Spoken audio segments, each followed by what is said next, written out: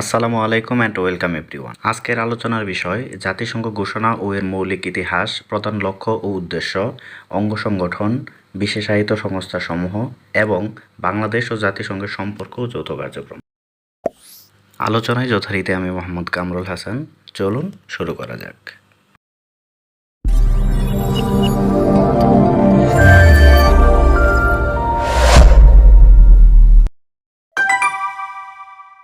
বর্তমান বিশ্বের সবচেয়ে প্রভাবশালী ও বৃহৎ আন্তর্জাতিক প্রতিষ্ঠান হল জাতিসংঘ, যা বিশ্বের ভিন্ন ভিন্ন জাতিসমূহের একটি সম্মিলিত সংগঠন। এর লক্ষ্য হল আন্তর্জাতিক অঙ্গনে আইন, নিরাপত্তা, অর্থনৈতিক উন্নয়ন, সামাজিক অগ্রগতি এবং মানবাধিকার বিষয়ে পারস্পরিক সহযোগিতার পরিবেশ সৃষ্টি করা। 1945 সালে 51টি রাষ্ট্র জাতিসংঘ সনদ স্বাক্ষর করার মধ্য দিয়ে এটা প্রতিষ্ঠিত হয়, যা মূলত 1920 সালে প্রতিষ্ঠিত ও পরবর্তীতে বিলুপ্ত লীগ অফ নেশনসের স্থলাভিষিক্ত হয়েছিল। প্রথম বিশ্বযুদ্ধের পর বিশ্ব শান্তি প্রতিষ্ঠার জন্য জাতিপুঞ্জ নামে একটি আন্তর্জাতিক সংস্থা গঠন করা হলেও সেটি তার উদ্দেশ্য পালনে বেশি দিন স্থায়ী হয়নি। বিশেষ করে দ্বিতীয় বিশ্বযুদ্ধ চলাকালীন এর কোনো কার্যকর পদক্ষেপ ছিল না। এজন্যই পরবর্তীতে পুনরায় বিশ্ব শান্তি প্রতিষ্ঠার বিষয়টি সামনে আসে এবং তৎকালীন মার্কিন যুক্তরাষ্ট্রের 32তম প্রেসিডেন্ট ফ্র্যাঙ্কলিন ডি রুজভেল্ট জাতিসংঘ গঠনের প্রস্তাব দেন। দ্বিতীয় বিশ্বযুদ্ধের সময় প্রায় 5 বছর বিভিন্ন আলাপ আলোচনার পর সবশেষ 1945 সালের 24 অক্টোবর জাতিসংঘ প্রতিষ্ঠিত হয়।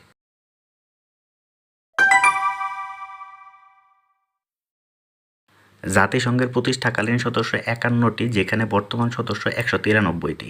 জাতিসংঘের নামকরণ করেন ফ্র্যাঙ্কলিন ডি রুজভেল্ট। এর উদ্যোক্তা রাষ্ট্র যুক্তরাষ্ট্র, যুক্তরাজ্য, রাশিয়া ও চীন। জাতিসংঘের মূল অঙ্গ সংস্থা 6টি। ওসি পরিষদের কার্যক্রম 1994 সাল থেকে স্থগিত রয়েছে। জাতিসংঘ হতে স্বেচ্ছায় পদত্যাগকারী একমাত্র দেশ ইন্দোনেশিয়া। জাতিসংঘ ভবন নিউ ইয়র্কে অবস্থিত, যা 1952 সাল থেকে সদর দপ্তর হিসেবে ব্যবহৃত হয়ে আসছে। জাতিসংঘের 3টি অতিরিক্ত সহায়ক আঞ্চলিক সদর দপ্তর রয়েছে। দাপ্তরিক ভাষা 6টি: আরবি, চীনা, ইংরেজি, ফরাসি, রুশ ও স্প্যানিশ। জাতিসংঘের প্রধান নির্বাহী হলেন এর মহাসচিব, যিনি 2017 সালের 1 জানুয়ারি থেকে এখন পর্যন্ত এই দায়িত্বে রয়েছেন পর্তুগালের অ্যান্তোনিও গুতেরেস।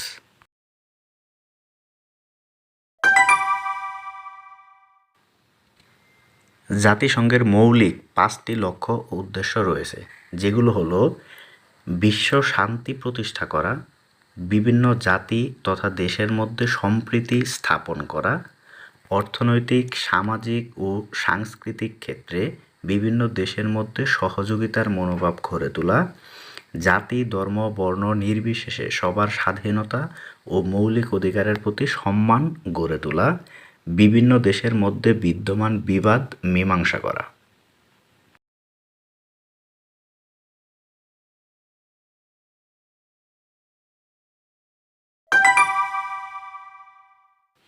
সাধারণ পরিষদ: জাতিসংঘের সকল রাষ্ট্রই সাধারণ পরিষদের সদস্য। প্রতিটি সদস্য রাষ্ট্রের সমান একটি করে ভোটাধিকার রয়েছে। মোট 5 জন প্রতিনিধি প্রতিটি সাধারণ সভায় একটি দেশের প্রতিনিধিত্ব করতে পারে। প্রতি বছর সেপ্টেম্বর মাসের 3য় মঙ্গলবার সাধারণ সভার বার্ষিক অধিবেশন শুরু হয়।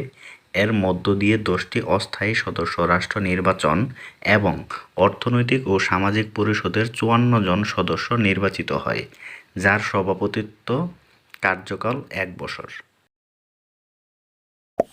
নিরাপত্তা পরিষদ: জাতিসংঘ নিরাপত্তা পরিষদের স্থায়ী সদস্য 5টি: চীন, ফ্রান্স, সাবেক সোভিয়েত ইউনিয়ন বা রাশিয়া, যুক্তরাজ্য এবং মার্কিন যুক্তরাষ্ট্র, যারা আবার পার্মানেন্ট 5, বিগ 5 বা P5 নামেও পরিচিত। এছাড়াও 10টি অস্থায়ী সদস্য প্রতি 2 বছরের জন্য নির্বাচিত হয় নিম্নোক্ত ক্রমানুসারে: এশিয়া 2, আফ্রিকা 2, পূর্ব ইউরোপ 2, ল্যাটিন আমেরিকা 2, পশ্চিম ইউরোপ ও অন্যান্য 2। এছাড়াও নিরাপত্তা পরিষদ প্রতিষ্ঠাকালীন সদস্য সংখ্যা 11টি। বর্তমানে 5টি স্থায়ী সদস্যদের সহযোগী হিসেবে আরও 10টি অস্থায়ী সদস্য নির্বাচিত হয় পরবর্তী 2 বছর একসাথে কাজ করার জন্য। নিরাপত্তা পরিষদে কোনো প্রস্তাব পাশ করানোর জন্য ন্যূনতম 9টি সদস্য রাষ্ট্রের সম্মতির প্রয়োজন। ভেটো শব্দটি ল্যাটিন, এর শব্দগত অর্থ হলো আমি মানি না, আর নিরাপত্তা পরিষদে ভেটো মানে কোনো প্রস্তাবে স্থায়ী কোনো সদস্যদের না বলার সাংবিধানিক অধিকার। অর্থনৈতিক ও সামাজিক পরিষদ, এটিকে বলা হয় জাতিসংঘ পরিবার, যার বর্তমান সদস্য দেশ 54টি এবং সকল সদস্য রাষ্ট্রের মেয়াদ হয় পরবর্তী 3 বছর।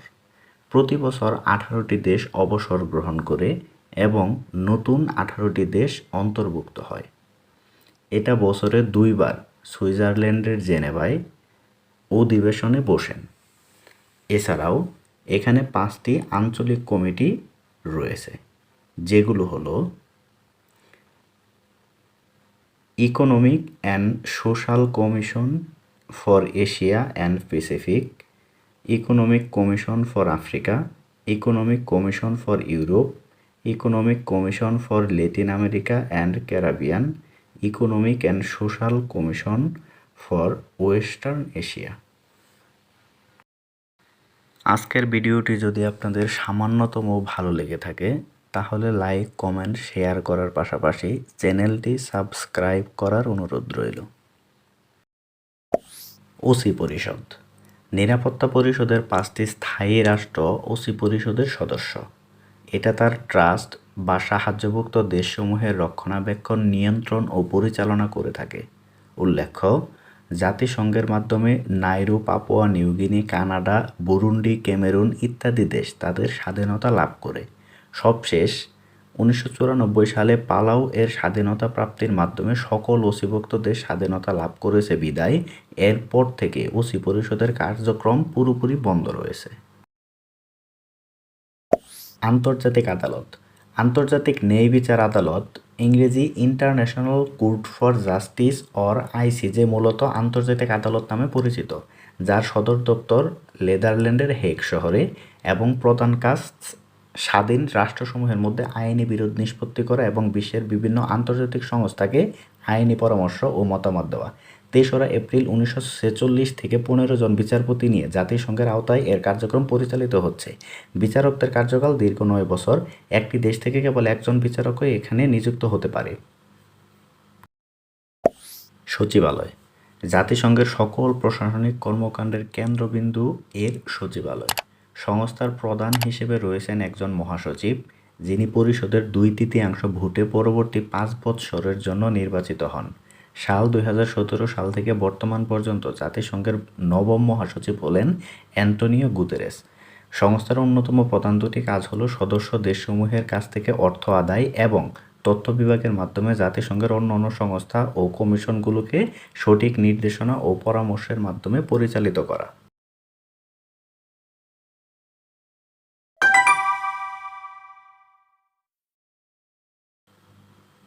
এর বাইরেও জাতিসংঘের আরও গুরুত্বপূর্ণ কিছু বিশেষায়িত সংস্থা রয়েছে, যেমন আন্তর্জাতিক শ্রম সংস্থা, খাদ্য ও কৃষি সংস্থা, জাতিসংঘ শিক্ষা, বিজ্ঞান ও সংস্কৃতি সংস্থা,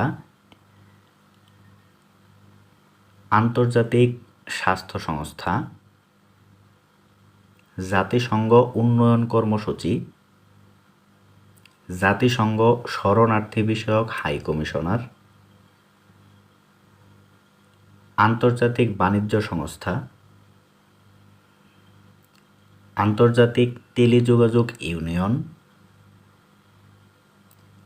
আন্তর্জাতিক শিপিং সংস্থা, জাতিসংঘ নারী সংস্থা ইত্যাদি।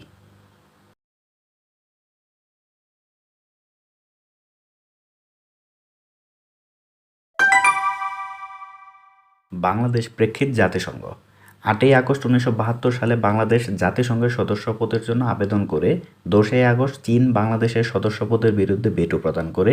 অতঃপর 17ই সেপ্টেম্বর 1974 সালে 136তম দেশ হিসেবে বাংলাদেশ জাতিসংঘের সদস্যপদ লাভ করে এবং জাতিসংঘের সাধারণ পরিষদের 29তম অধিবেশনে বঙ্গবন্ধু শেখ মুজিবুর রহমান প্রথম বাংলায় বক্তৃতা করেন।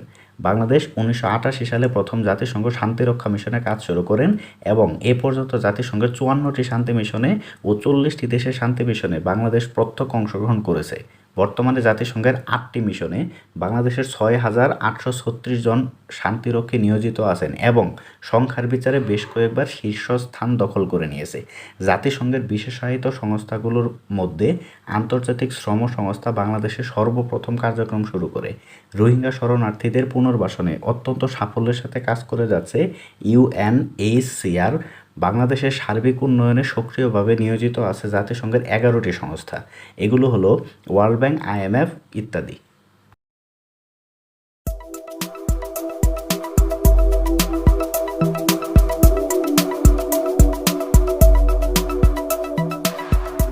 আজকের ভিডিওটি যদি আপনার ভালো লেগে থাকে তাহলে প্লিজ লাইক, কমেন্ট এবং শেয়ার করুন। সেই সাথে পরবর্তী ভিডিওর নোটিফিকেশন পেতে চ্যানেলটি সাবস্ক্রাইব করে বেল আইকনটি অন করে রাখুন।